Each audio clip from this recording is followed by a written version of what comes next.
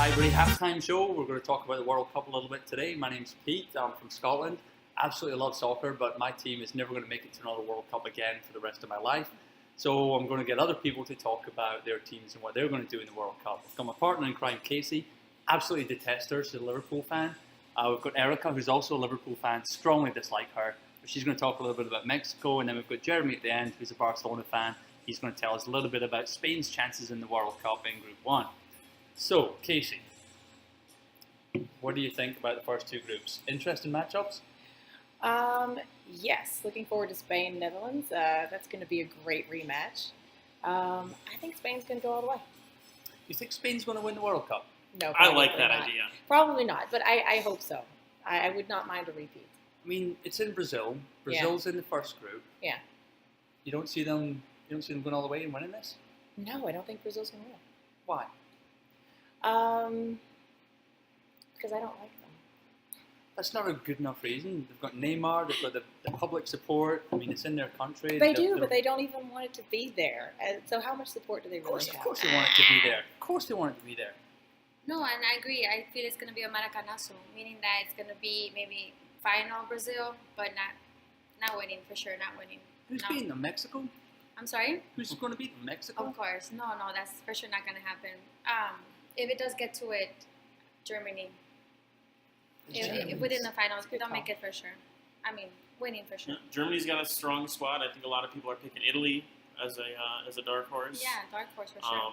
If you're looking at a second round, out of the group stage, depending how Brazil and Netherlands and Spain go, Brazil is probably playing Spain or Netherlands in the first knockout round. That's a tough game. Yeah, very exciting actually too. I think so. Yeah. At the movies. That's really annoying.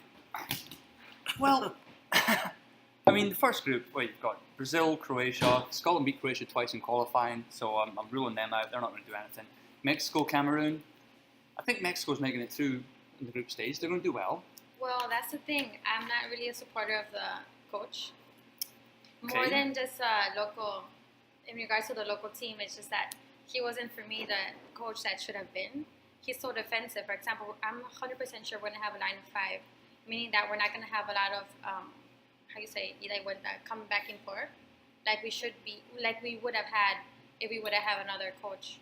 So I'm not really excited about, I think our chances are pretty good, but just in general, we're going to get killed against Brazil, for sure. It's going to be a horrible game. Even with such legends as Javier Hernandez and Chicharito. Great legend. He's such a legend. I love him. I love Team Mexico. Sarcasm. It's quite funny when he went to Man United. Got to see a lot of Man United people with Chicharito shirts on, and he really brought Mexican football to the forefront.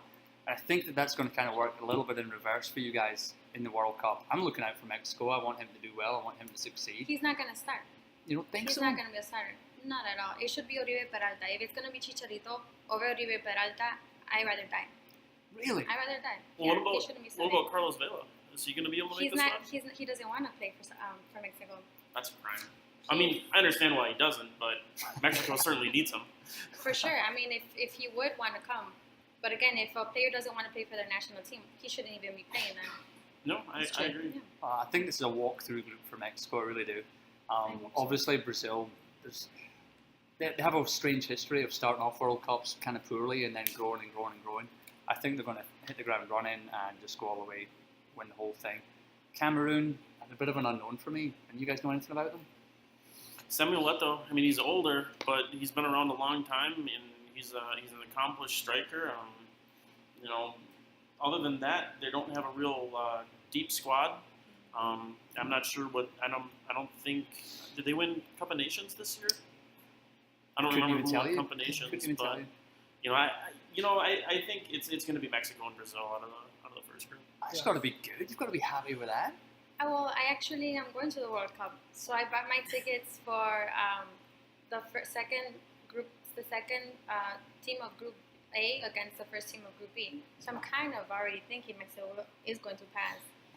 If I see a Croatia or a Cameroon against Spain, I'll be a little bit disappointed. All right. I think they're going to do well. It's a very hard time getting there, but I think they're going to do well. Hopefully. course, you've got Hernandez on your team. He's Okay, fantastic. yes. Well, I don't even know if Spain is a shoo-in to win their group either.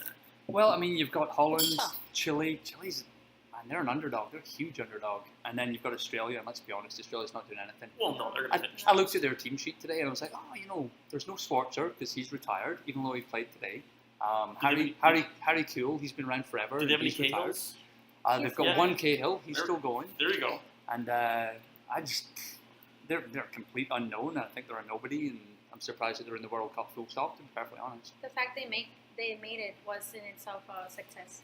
Right. Well, I they've can't got- really criticise them because, Scotland fan. Well, they've got such not an easy, but they've got such a light qualifying group. I mean, They changed groups, though. are they in they're- Asia now? Yeah, they're an Asian. now. They got rid of the Oceania group. Yep. Shows them what I pay attention to. Ring of Fire soccer. So what can you do? But it's a 3-team group, no doubt But about it. Spain's having a tough year. Like they typically do as well as Barcelona does. And Yeah, that's what they Barcelona's say. they're not winning everything anymore. No, they aren't, and that's there's a lot of turmoil with the coaching situation in Barcelona, and even though a lot of people say as Barca goes, Spain goes, but I think Spain's big problem this year is that they're starting to get a little bit older.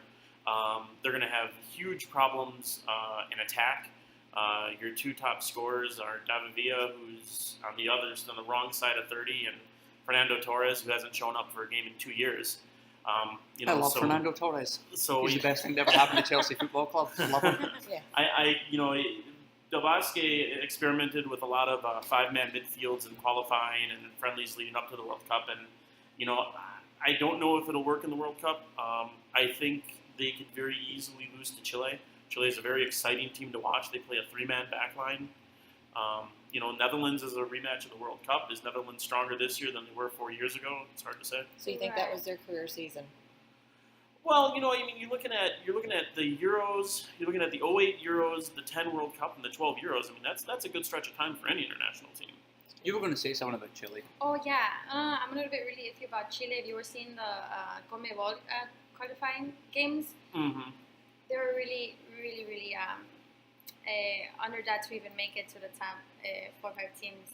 So I'm kind of seeing it more of being a 2-team group. Kind of more interested about the Holland, Spain than Chile, and I'm a huge Chile fan actually. I love Vidal, I love Sanchez, but no, I don't really see them having a good one in the World Cup. I certainly hate the Dutch. I hate the Dutch.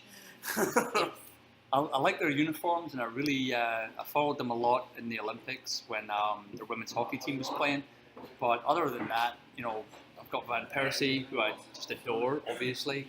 But they're a team that also is getting a little bit older, like Spain, and you wonder what's going to happen with that group. I think Chile absolutely has the opportunity to go ahead and have a shock, have that great game against one of them. But yeah, for me, Spain, Chile, they're the 2 teams that are going through there. Sorry, Spain, Chile. What? No, Spain, Holland. I apologise. Okay. I mean, I think it's a toss-up between Chile and Holland. I mean, I think, you're right. The Dutch are getting old. I mean, you look at Schneider, you look at Robin, Van Persie, Huntelaar. I mean, these guys are getting into their mid-30s. Their last World Cup should have been 4 years ago, and there's nobody coming up behind them. How old's Kite now? Probably like 64. Coit, because he was so good at Liverpool. Shut up. Come on. He has heart, man. 2 Liverpool fans. Unbelievable. Yeah. Well, thank you for listening to us today. We appreciate it. We'll be back with Group C and D possibly next week. And until then, come to the Highbury, have a couple of beers, and talk to people who know what they're talking about. Good job.